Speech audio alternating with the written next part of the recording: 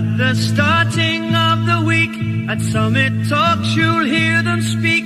It's only Monday. Negotiations breaking down. See those leaders. Magandang araw po uli sa inyo mga kadudot. So ngayong araw, try po nating pagbigyan yung request ng isang mga subscriber natin. Siya si @MichaelTV9948. Sir, shout out sa iyo. Salamat sa panonood. At saka shout out na rin kay Carlo Bike Brad. Yan, shout out sa iyo kaibigan. Lodi. Tapos shout out na rin kay Shalsita TV, taga Bulacan. At saka yung mga tropa ni Dudut, si Fernando Kalingap TV, si Don Arnold Moduli, at saka si Randy Barredo. Mga tropa ni Dudut yan. Shout out sa inyong lahat mga kadudut. So yun nga, request niya kasi kung pwede daw ba mag-post tayo ng updated price, specs ni SYM Bonus 110. Ito na yon. Pabilis lang, pahapiw lang, bigyan ko lang kayo ng updated price, tsaka kung may nagbago ba dun sa specs.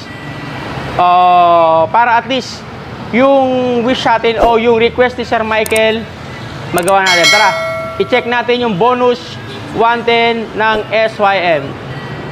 Tomorrow never comes until it's too late. Okay. Ito na yun, Sir Michael. Ito yung mga bonus natin. Ayan, Uy, nakabaligtad yung price. Yan. So, as per request ni Sir Michael, bali, ito yung bonus 110 natin ngayon. Ayan. Bonus 110 ng SYM. So, sa tanong ni Sir, na i-demo natin ngayon ulit, i-update natin yung specs niya, tsaka yung price. Unahin ko na yung price. Kasi yung price, malaki talaga pinagbago niya. Dati, nung kinuha ko yung sa akin, ito, yan. Actually, yun yung motor ko eh. Yan. Nasa 2.5 lang yan dati, way back 2017.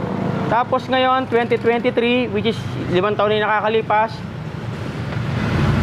ito yung mga bagong SYM. Kung napansin ninyo, napaka-kaunti na lang nung color combination niya, napaka-minimal na lang. Kagaya na ito, halos black yung unit, tapos nilagyan na lang ng sticker. Yan o, kulay orange yung sticker. Napaka-kaunti na lang. Mas marami pa rin yung black. Nag-mix yung glossy at saka yung matte. And then, hinaluan na lang ng counting sticker. Pati yung plastic part na orange, kaunti lang. Unlike dati, ganun, no? Ito. Dati, pagka blue lahat. Kaunti lang ng black, kaya alam na alam mo. Yan yung dating itsura ng bonus natin. 2016 model yan. Yan. Hanggang ngayon, okay pa, di ba? So, okay naman. Ito yung price niya ngayon, mga kadudut. Yan. Yung bonus 110 natin, sa cash niya is 54,300 na siya ngayon. Actually, meron silang down payment na 3,000. Jo, 3,000 ba down payment ng bonus? 3,500. So, ang down ng bonus is 3,500. Tapos, pwede rin siyang kunin ng street monthly. Ito, itong price na ito, street monthly to. Ito yung 36 month niya, 2,817. Ito naman yung kanyang 2.5, 3,149. Yan naman yung kanyang 2 years, 3,648. Ito naman ang kanyang 18 months, 4,478. Ito naman pagka 1 year, 6,140. At pag 6 na buwan, ay 11,125. Lahat po yan ay rebated na po ng 300. So, magtataka po kayo, bakit yung sabi street monthly dito 2.8 tapos nagawin 3,017? Kasi po may kasama na po yan na isang oil para po pagka mag-change oil kayo, automatic may magagamit na po kayo sa motor ninyo. Okay. So yun po yung price niya. Yung mga appearance muna niya, i-check natin kung may nagbago sa mga button. Actually, same pa rin. Ito yung speedometer niya. Yan. Ito yung gear indicator niya, 1, 2, 3, 4, and then neutral. Ito yung signal light niya. Ito yung speedometer niya. Tapos, yun yung odometer niya. Ito naman yung fuel gauge niya. Empty to full at saka yung half. Tapos ito yung mga switches niya. Ito yung switch niya para sa headlight. Yan. Ito naman yung starter niya, electric starter niya. Ito naman yung switch niya para sa high and low. Ito naman yung switch niya para parang signal turn, ano tawag dito? Para sa signal light niya kung magto-turn left or right. Ito yon. Ito yung kanyang busina. Ito din yung kanyang choke. So, same pa rin. Kung saan pa rin nakaposition yung lumang bonus, mga boto nila, same pa rin. So, magkakaiba lang yung kanilang pinaka-panel board na to pagka naging bonus X compare kay bonus 110. Kasi 100 kasi si X, 110 at 110 naman itong binibideo natin. Okay. Sa ignition niya, same pa rin. So, halos wala siya nagbago. Ang concern ko lang talaga lagi sa kanya, napakaliit talaga na compartment niya, halos wala. Bagay hindi naman nagbago, 2016, yan at hindi naman. No, wala nagbago. Ang gusto ko lang sa kanya, nagbago lang talaga yung appearance niya, yung sticker niya, yung emblem niya, di ba? Yun lang, the rest, para sa akin, okay lang. Kasi, eto, pakita ko sa inyo, no? Yung kanyang yung kanyang brake sa harap, eto, dati pa rin. Dati na siya naka-disc brake, so hanggang ngayon, disc brake pa rin. Yung size ng gulong niya is 225/17. So wala pa rin nagbago. Disc brake pa rin siya. Yan. Tapos, telescopic port pa rin, kagaya nun. Yung luma ko, yan. Tapos, ito, E3 na nga lang. Yung sa akin kasi hindi naman E3 yon. Ito, E3 na. Kagaya nito. Meron siyang air suction valve yan, no? Ayan. Yun yung pinakaiba na lang ngayon. So, kung pag-uusapan kasi, linis nung binubugang usok, mas okay itong Euro 3. Latest na kasi ito. Na, tapos sa likod, as usual, brake drum pa rin siya. So, check. Parehas pa rin. Tapos, meron siya dalawang shock sa likod. Check pa rin. Parehas sila ni lumang bonus. Swing arm pa rin ang gamit nila. Ito lang na bago. Yung dati kasing mga pipe o tambucho ng luma, chrome yan o parang stainless. Ito ginawa ng black. Yung sa akin kasi, pasensya na. Hindi na stock to eh. Apido na to. Ay, apido. Chicken pipe na to. Ayan, marumi lang. Pasensya na. Ayan, yan. Pero same pa rin. Diba? Madumi lang. Pasensya na. Naulan kasi sa Pampanga lagi. Maputik. Okay. Tapos, handlebar, same pa rin. Ang gusto ko lang sa kanya, kay bonus, unlike din sa iba, may nakaabang dito na tornilyo. Para pag naglagay ka na yung parang carrier, pag maglalagay ka ng box, hindi siya aalog-alog. Kasi nakafix na siya dito, nakafix din siya dito. So, hindi mo na kailangan maglagay ng extension na mahaba dito para sa carrier mo. Yun isa sa mga nagustuhan ko sa kanya, no? Okay. Ano pa ba? Yung weight distribution pala na ito, kasi minsan nagkakamali tayo eh. Minsan makikita mo nakasaka dyan 3. Diba? Which is mali. Ang weight distribution ni bonus 110, at least 2 tao lang or equivalent ng 130 kilogram. No? Actually, pagka nagtatlo ka dyan, uhulihin na kayo. Over na yon.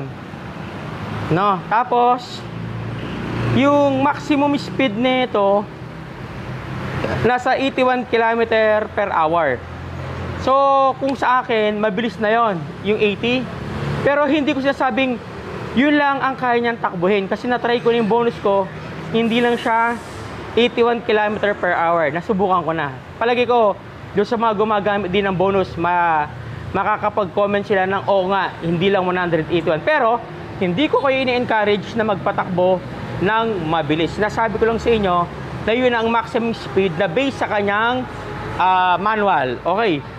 Paano yung fuel consumption nito? Actually, ang fuel consumption nito 1.8 liter per 100 km. Oops! Magtataas sila ng kilo niyan. Sandali kaklaro ko lang. 1.8 liters per 100 km, pero ang average speed mo dapat 50 km per hour lang. So, ibig sabihin, kung humahataw ka, siyempre, bibilis yung consumption mo ng gas. Pero kung ang takbo mo lang, inikot natin ha. Pero kung ang takbo mo lang, 50 km lang per hour, kayang-kaya niya yung 1.8 liters sa 100 km. Malayo-layo na yun, mga kadudot, di ba? Tapos, yung engine niya, yan, 4-stroke pa rin yan. Same pa rin nun sa akin. Ang gasoline nito, unleaded. Single cylinder. Tapos yung ano nito, yung ignition system nito, CDI. CDI ang mga kadudot. Tapos, yun nga, nabanggit ko na yung mga gulong nila. Ito sa harap is 2.25. Tapos sa likod, 2.50/17. Pero mga ano yan, may mga tube yan, hindi yan tubeless. Tapos, yun nga, suspension sa harap is telescopic. Sa likod, swing arm. Ang maganda lang dito, kay bonus sa ngayon, although nagmahal, nagkaroon na siya ng tinatawag natin air suction valve, tsaka E3 na siya. Alam ko may palabas na silang Euro 4 eh. Hindi ko lang sure. Ngayon, ito pa lang kasi lumalabas. So, ikutin natin. Ilaw. Bulb pa rin. Bulb pa rin. So, sa akin, same pa rin. Wala rin naman na bago. Ang nagbago lang talaga sa ngayon, price. So, yung tinatanong sa atin ni Sir Michael TB 99.48 ba yun? Tama, Michael TB 99.48. Sir, ito yung bagong bonus ngayon. Nagbago lang naman sa kanya yung price at saka yung sticker niya at saka yung mga plastic color ng plastic part niya. Pero the rest, pagdating sa engine, same pa rin. Maliban lang doon sa E3 at saka doon sa air suction valve niya. Yan. Tuwing kailan po ba magpapa-change oil? Sabi ng iba. Actually, yung first 500 ng motor, lalo pagka brand new, kailangan mo na mag-change oil after ng 500. Eh, after ng 500, tuwing kailan? Sa akin, na-advise ko nga't maaari, every month mag-change oil tayo. Kasi yun yung pinakabuhay ng motor natin eh. So, kung mura lang naman yung oil, engine oil, mas maganda palitan natin every month. Para at least maging maganda, smooth yung takbo ng mga gear sa loob, wala tayong magiging problema. Eh, yung tune-up, yung iba kasi akala nila, every year nagpapa-tune up o kaya every 6 months. Hindi po. Ang pagpapa-tune up po, depende yan sa pakiramdam nyo sa motor. Kung ito po ay mahirap na yung start, possible po. Sa Kapampangan kasi tawag namin yan pagka natukod o kaya maluwag, yan. Talagang kailangan yan ipa-tune up. Pero kung wala naman, okay naman yung sasakyan yung motor nyo, huwag kayo nagpapa-tune up lagi. So, yun. Yun lang naman ang kailangan na malaman ni Sir Michael TV at saka ng iba, yung price, specs, okay. So, mga kadudot, tsaka kay Sir Michael TV, sana yung request niya na pakita ko ulit sa kanya yung bonus 110, yan, sana okay na sa kanya, pati yung price na banggit ko, okay na rin sana sa kanya. So, sa mga kadudot natin dyan na may tanong, may gusto kayong gawan uli ng video, although nagawa na namin dati, na-review na namin, gusto nyo ng update, comment lang po kayo gaya ng ginawa ni Sir Michael. Kung meron naman po tayong unit, kung okay lang naman po, hindi naman nakakabala sa amin, promise, gagawin po namin yan para ma-update po namin kayo. So, yun lang. Salamat po sa panonood. Saka wag po na sana natin kalimutan, kung okay sa inyo itong video na to, pag-click po natin subscribe button at saka yung notification bell para ma-update ko po kayo sa susunod na video na aming gagawin. Okay, sa mga naghahanap po ng motor, hindi lang bonus. Meron kaming Rapido. Meron na rin kaming Marvel 130 EFI. Meron kaming 150. Danhari 125 sa mga naghahanap ng Copy Racer. At saka naghahanap ng BF3i SYM 185cc. Sa naghahanap ng Model T, Jet X, Jet 4 RX, ano pa ba? So, pasyalan nyo lang dito po sa San Agustin Berson Building, MacArthur Highway, no? Pasyalan nyo lang po sila, pati po yung mga marketing natin, para ma-update po namin kayo sa mga bagong prices ng mga motor dito sa ayun po yung mga prices nila, no? Sa mga nagtatanong, yan. So, pasyal lang po kayo. Mabilis lang po. Kung taga San Fernando po kayo, valid ID, proof of billing, barangay clearance, picture, co-maker, same requirements. Okay na po yon. Siguro pinakamatagal na po yung 2 oras na CI, and then pag-approve, release na po tayo. So, salamat po sa inyo mga kadudot.